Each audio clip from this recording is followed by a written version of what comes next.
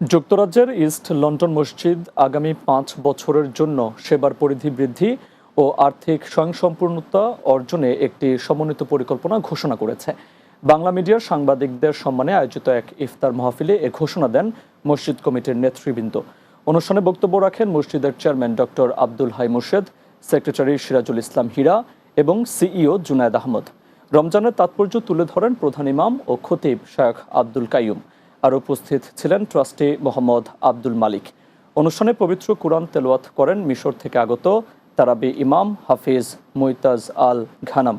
ক্রমবর্ধমান মুসল্লি ও কমিউনিটির চাহিদা পূরণ এবং বিদ্যমান ঋণ পরিশোধের মাধ্যমে একটি স্থিতিশীল ও টেকসই আর্থিক কাঠামো গড়ে তোলার প্রয়োজনীয়তা থেকেই এই ৫ বছর মেয়াদী পরিকল্পনা নেওয়া হয়।